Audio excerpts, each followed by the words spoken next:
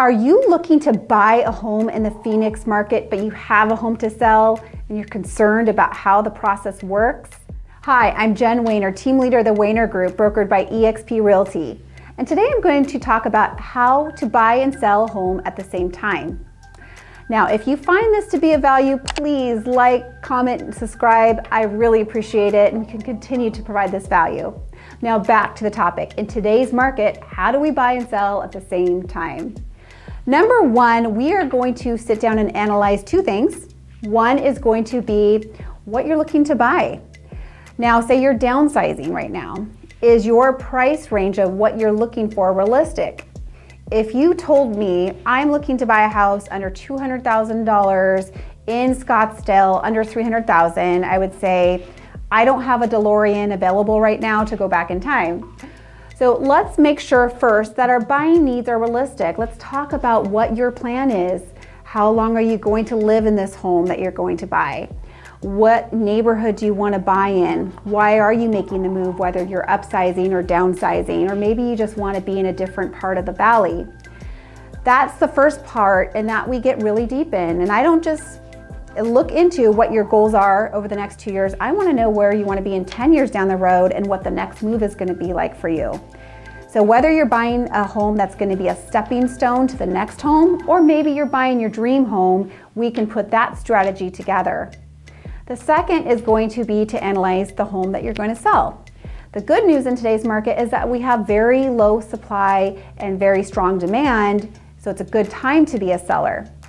But we need to look at things more deeper than just that. We need to look at what price range are you in, how long is that days on market typically, what the price is, what you can expect for the equity, and based on that snapshot of both the buying and selling goals, we put those two together. And then the next step is going to be the actual strategy. A goal without a plan is just a dream, and this is why we strategize together. So once we've determined that your buying and selling goals are attainable, we go into the how of things and the timing of things. And so timing is very critical. A lot of times we don't understand what the cycle of real estate looks like. You might want to move in June or July, and that might seem far away. But if you actually backtrack, so if you wanted to close in June, you are looking at 30 to 45 days in escrow, maybe another 30 to 45 days in the marketing period, and then maybe 2 to 4 weeks in getting your home ready to sell. That period can be anywhere from a month total if you're in a fast moving market to 9 months. So if you're looking to move at a certain time, you need to look at all those time frames to see when you need to start. And most of the time I will tell you that it's sooner than you would believe. Once we determine your goals are attainable, we know what the timing needs to be. Now it's structuring the how to do it. And there are several ways to be able to do this transaction. Number one is going to be buying and selling at the same time. And we find that most of the time, this is what most buyers are doing. And the way that this is done is you put your home on the market, you know that there's going to be options available. When your home goes under contract is the time that you're going to have the most buying potential and the negotiating power, and you just are proactive, you're looking at homes, you're ready to make offers, and you know that you have a time crunch where you need to find the home you're going to live in. Now, the pro in this strategy is that you have more negotiating power, and you're not writing a contingent offer on your home selling when you don't have a contract on it, which is a very weak contract, especially in today's seller's market. The con is that you have a very short window to find a house, and that can leave you worried about maybe becoming homeless or having to live in temporary housing or on your friend's couch. The second strategy I'm going to go over is buying first and selling after. And the way to do this is several ways. So one is going to be, there are new Fannie Mae guidelines in lending where you don't actually have to qualify for 2 homes. As long as you don't need the equity out of the home that you're selling, often you're able to qualify to be able to buy the home and sell after. Now the pro would be you're on your own timeline. You're not in a time crunch where you have to find a home. The con is that you might have to carry 2 payments for a little while, and maybe that's only 30 days, 60 days, and a very strong agent is going to be able to give you how long you might expect to carry 2 homes in today's market to, pretty accurate number.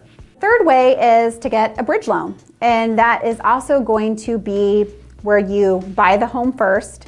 You do it with a bridge loan, say that's at like a 7 to 10% interest rate, so it's obviously a very short-term loan, but you can do that and then you can refinance that.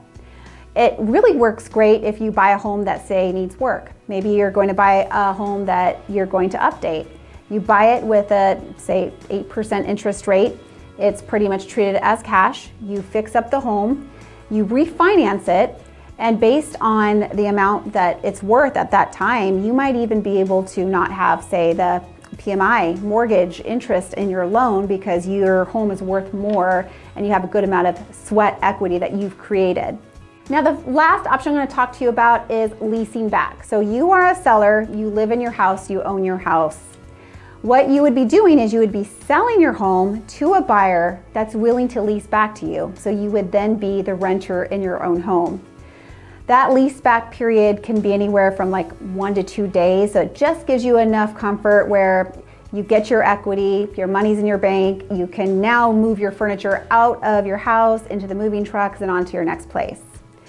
You can also have a longer term lease back, and this might be anywhere from a month to 3 months.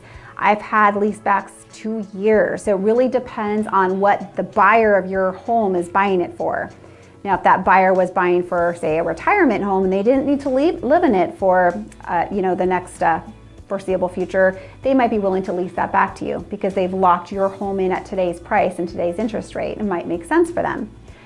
And that would give you the flexibility where you don't have to buy and sell on the same day, because I know it can be a little hectic physically, not just mentally, but also gives you that time frame to have room to breathe and find your next option. Now again, it's all going to depend on who the buyer is for your house, which is going to depend on what your house is and what demographic it fills. That is something that we would get deeper in together and determine if this is the best strategy for you. Having solid resources is so critical for this. So beyond just working with the right agent, we're going to want to make sure we have the right movers, the right lender, the right inspector. Everything's in place that we know that we have the experts in each area so that we're picking the right strategy for you. There are a million different ways all these strategies can play out. Every transaction is different. So for your free personalized strategy consult, text SELL to the number on the screen, and we'll reach out to schedule a free, no obligation consult to determine which strategy is going to be best for you. If you found this video to be value, please like, comment, share, and subscribe, and I'm going to continue to provide more and more value to you. Catch you on the next episode.